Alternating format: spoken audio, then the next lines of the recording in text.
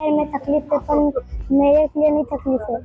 और तो मैं बहुत तेजी से दौड़ा हूँ और मेरे को बहुत अच्छा लगा और मैं पहला बार मैराथन में भाग लिया हूँ। एवा ऐतिहासिक स्थल અને ત્યાંથી આજે જ્યારે નવસારી એસપી શ્રી નવસારીના પોલીસ કર્મચારીઓ અધિકારીઓ અને શ્રી અશોકભાઈ ગજેરા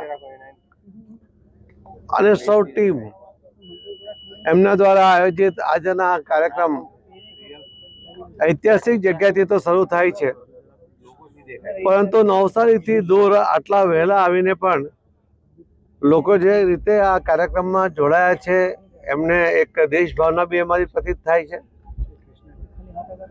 અને જે રીતે સ્વાસ્થ્ય માટે પણ જાગૃતિ આમાં દેખાઈ આવી રહી છે।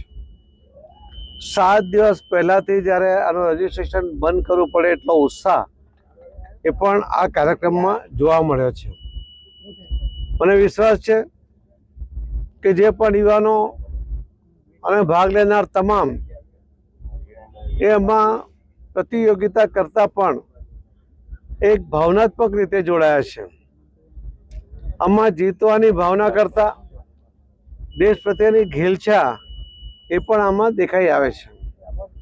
આવું સુંદર આયોજન સફળતાપૂર્વક કરવા માટે હું એસપી શ્રી નવસારી, એમના કર્મચારી અને અધિકારીઓ ભાઈ શ્રી અશોકભાઈ અને એમાં ભાગ લેનાર તમામ એ સૌને અભિનંદન આપું છું।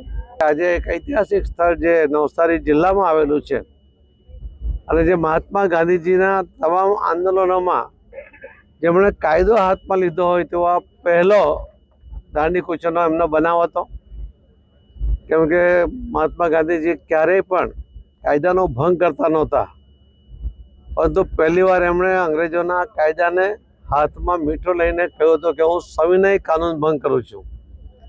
કાનૂન ભંગ એ પણ સવિનય કાનૂન ભંગ, આવો એક નવો શબ્દ એ મહાત્મા ગાંધીજીએ આપણને દાંડી કૂચમાં આપ્યો હતો।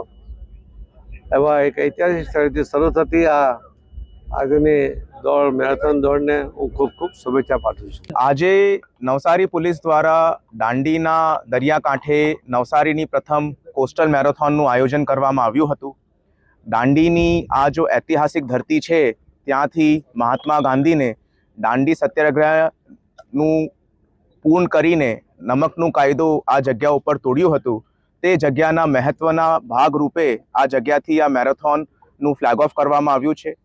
21 કિલોમીટર, 10 કિલોમીટર અને 5 કિલોમીટરની વિવિધ શ્રેણીઓની અંદર ભારી માત્રાની અંદર લોકો દ્વારા આ મેરેથોનની અંદર ભાગ લેવામાં આવ્યું છે અને આ જગ્યા સાથે જોડાવીને અમારું એક પ્રયત્ન છે કે લોકોની અંદર એક દેશભક્તિ, એક દેશ પ્રેમની ભાવનાનું ઉજાગર થાય અને અમારા સ્વતંત્રતા મેળવવા માટેના સંગ્રામ સાથે લોકો જોડે અને દેશ પ્રેમના સાથે સાથે પોતાના સ્વાસ્થ્યને પણ પ્રાઇમસી આપીને પોતાના સ્વાસ્થ્યને સુધારવા માટે એવી રીતેના કાર્યક્રમોની અંદર ભાગ લે તે ભાવના સાથે આ કાર્યક્રમ આજે અહીંયા યોજાયો। અમારી તમામ માહિતીથી અપડેટ રહેવા માટે જોડાયેલા રહો S9 ન્યૂઝ સાથે।